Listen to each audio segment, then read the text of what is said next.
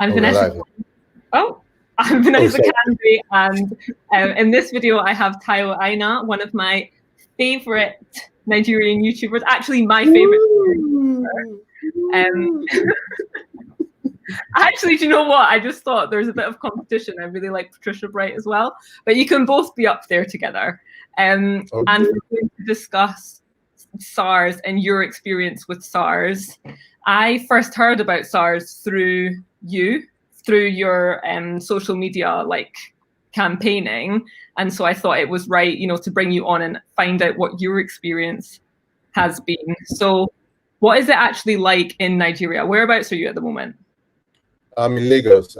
Nigeria currently. SARS is like it's a very serious problem. SARS is a department of our police. They are meant to be a department. The meaning of SARS is Special Anti-Robbery Squad. So it's a division of the police where they're meant to be handling kidnapping, armed robbery, like all these very serious crimes. It's just basically similar to what SWAT is in America. Yeah. But over the years, after they set them up, I think they set them up. I can't remember the year they set them up, but some years ago, they are not doing what they're meant to do. Now they're harassing every young guy on the streets, even young women, young guys, extortion, harassment. They stop you on the road, they check your phone, and they collect money from you. And if you don't collect money, they threaten. If you don't give them money, they threaten you. They beat you up for no reason at all. If you're driving a nice car, you don't even need to drive a nice car these days. You just need to just look young and just look okay, like you can afford to buy a meal for yourself. So it's a very serious problem currently in Nigeria. That's why everybody is like upset. That's to show you how serious it is. That's why the whole protest is going on. Like it affects everybody. Everybody knows somebody that has been affected or everybody else has been affected. If you've not been affected by SARS, you know somebody who has been affected. And have you had any experiences yourself with SARS? Yes, countless experiences.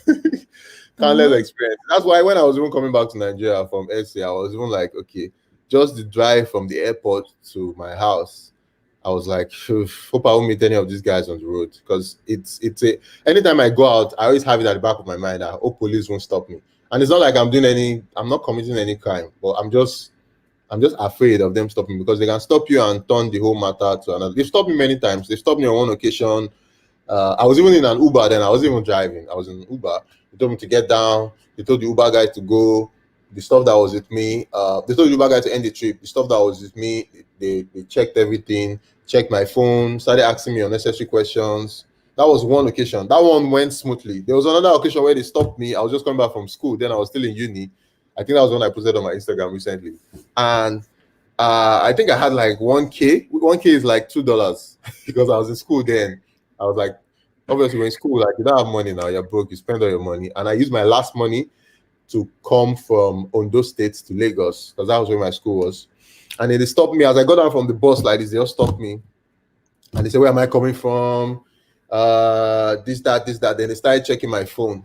And when they check your phone, if they see okay, like let me give you an example now. If I recorded this video, and okay, I'll say, let me say you look lightish. You look like you are not from Nigeria. If I recorded this video now, they saw this video on my phone, they can say that I'm a fraudster and that you are the one I'm trying to scam. Oh, right. So they can come up with anything.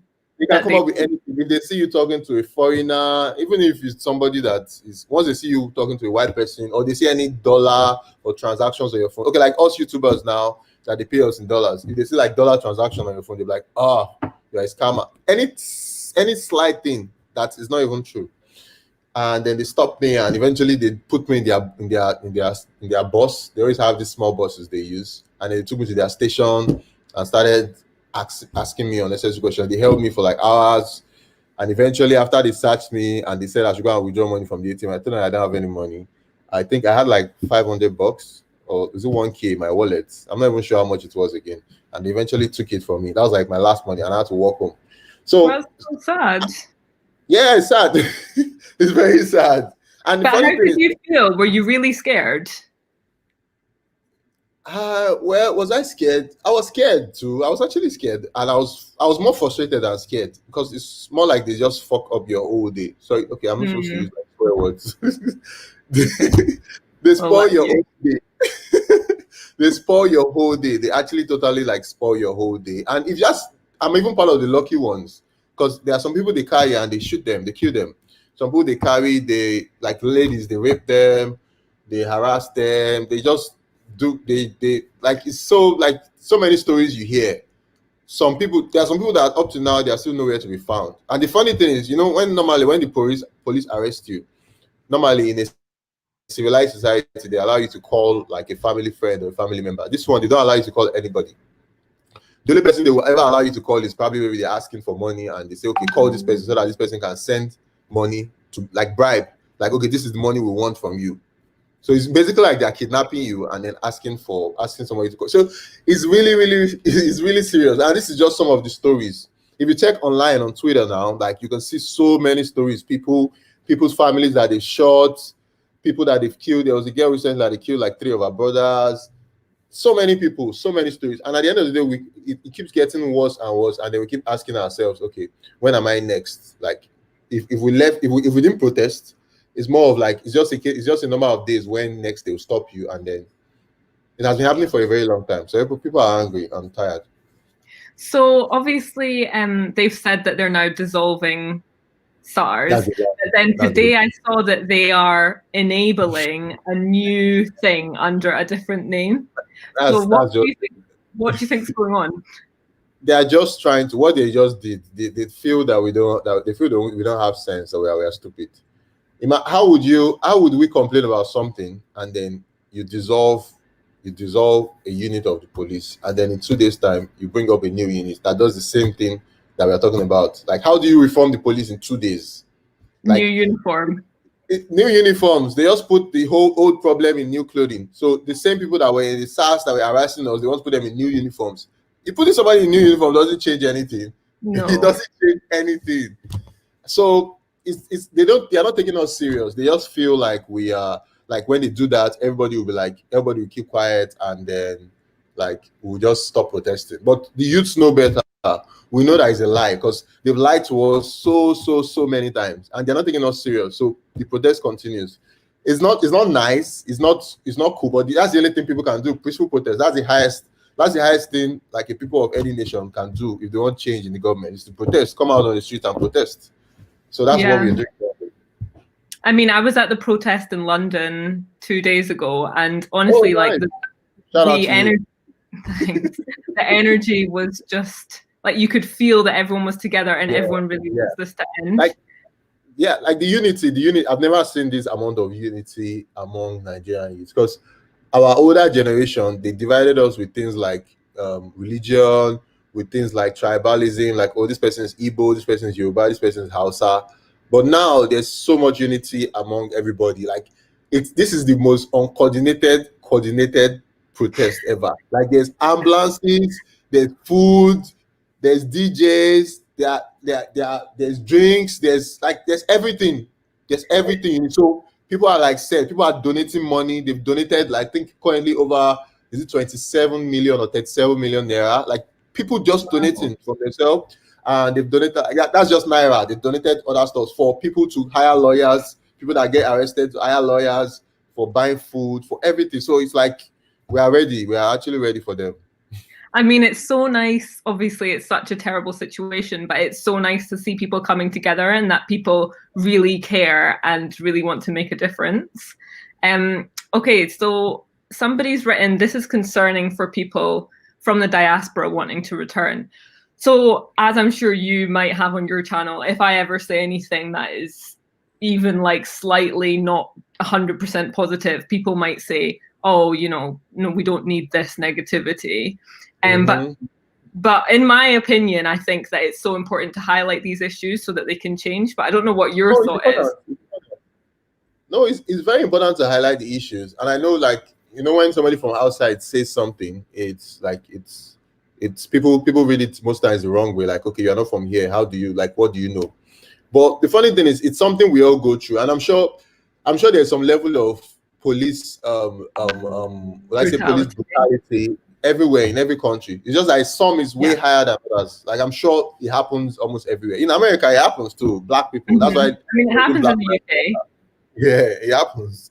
But it's just that at least people were saying that one was because of racism, like white people, black people. This one now is our own people, like our own people, our own brothers and sisters. So what excuse do we want to give for that? So that's just basically it, and we're just hoping that we can actually be the one to change things, because Nigeria is the biggest economy in Africa, yet we don't have a lot of things in place. We don't have electricity, we don't have water, our internet is crappy, we don't have we have bad roads, no tourism industry, nothing. They keep increasing everything, like increasing electricity tariffs, increasing. So this is even more than just NSAS. This is more like SARS was like the last whatever that broke the camel's back. Yeah. And we're like, you don't even give us anything, and you just keep pushing us to the wall, and at the end of the day, you push people to the wall too much, they'll fight back. So that is basically what's happening now, because you don't provide anything for anybody. Like I don't know if you saw my last video where I like interviewed people on the street, and there were a lot of people who were talking about this whole NSAS. People were just sharing their own grievances. You don't provide anything for people, and then you just keep oppressing them every day. Police is oppressing us. So now we have to provide our food, our water, our electricity, and then we are also afraid that police will shoot us, or if we go outside, or police will harass us. So it's really deep, and that's why like everybody's just upset.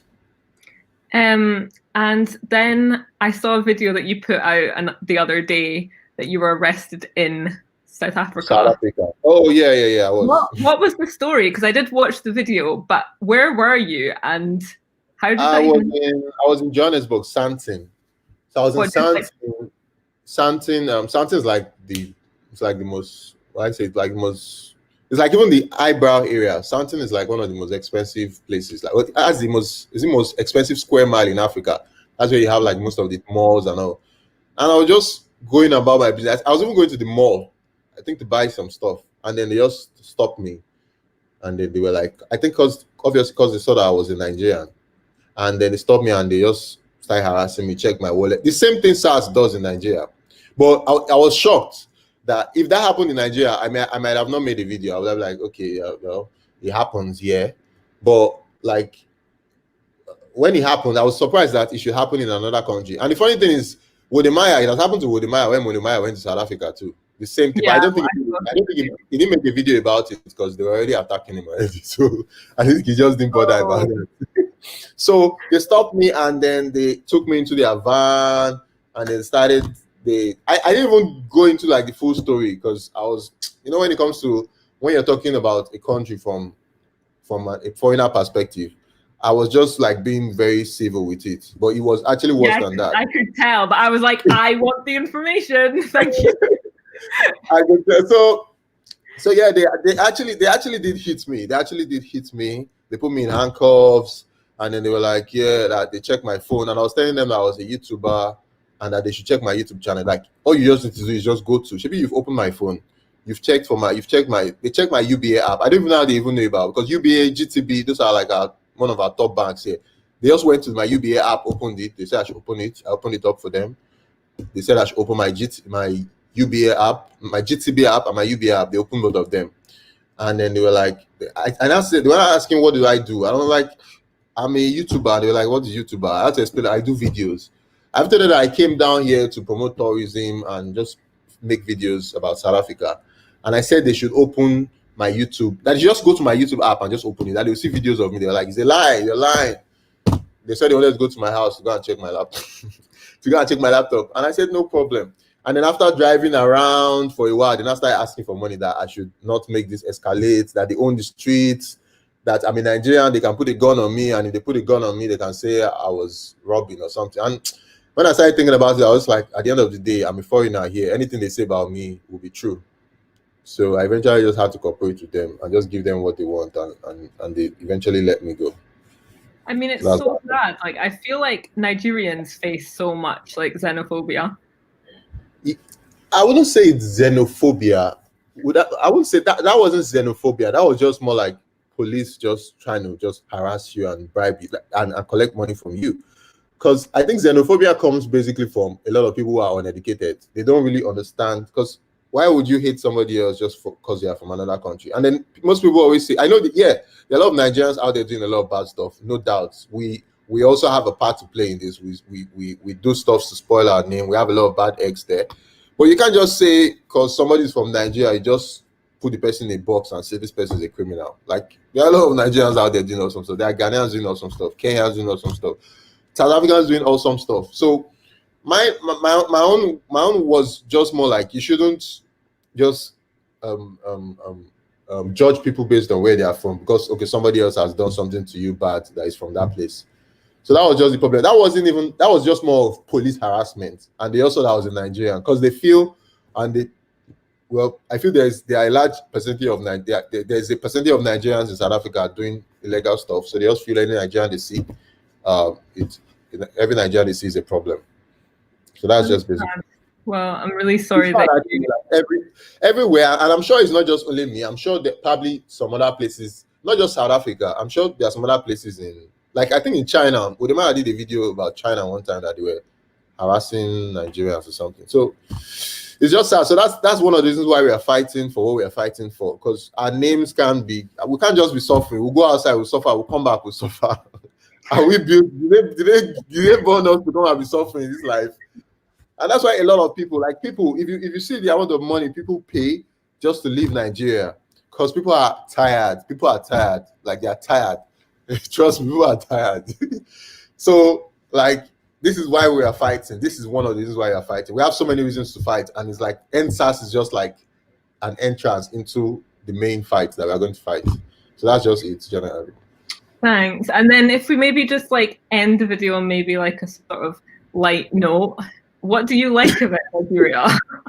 Okay, Nigeria. No, you know, the funny thing is, as much as there are so many like problems and all of that in Nigeria, I feel, you know, the only way we can move ahead is to solve problems. Like, I'm an entrepreneur. I see problems as finding ways to solve those problems. Yeah, it's like opportunity as well. Yeah, I see problems as opportunities. Yeah, that was what I was looking for. Opportunities. So I feel Nigerians are very resilient. Like, if you give Nigerians, if we can make things change in Nigeria and have the right things, oh my God, Nigeria will become like a very, very powerful nation like that. Even America would. There was time naira and dollar were like on the same level. Now. 1 naira was $1. There was actually a time like that. Wow.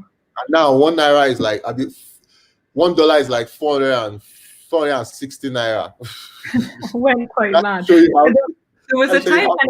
There was a time when it was $1 to 2 Ghana cedis. It probably was the same time. Was that like, I think it was like 10 years ago or something like that? No, I think it was for I don't know about, okay, for cities, right? Maybe for cities. But I don't know. For naira, it was like a long time ago. Maybe like 20, 30 years ago or 40 years. I'm not even sure. Oh. It was really like all those, yeah. So like we feel there are a lot of great minds in Nigeria. So many great minds. And that's why you see Nigerians, when they leave Nigeria, or they are born out, they begin to become very successful. People in the sports, look at the people in sports, look at Anthony Joshua, look at people boxing, look at people running, look at people in different walks, they become very like exceptionally good because we don't have the right. Imagine somebody coming from a place where you were not given enough resources and you were still striving and like, okay, let's just imagine a farmer that was given a spade or a shovel to farm and a hoe. And then he was farming, he's still trying his best. And somebody just comes and gives him a tractor. Just imagine the change in that. Yeah, so that's Nigerians, we are just giving only hoes and whatever, and we are still trying to survive. So if a better Nigeria can come in terms of us having good electricity, good roads, having all the infrastructure we need, a lot of people are ready to, and Nigerians are very hardworking. Africans are very hardworking generally. Africans are very hardworking. No, that's true.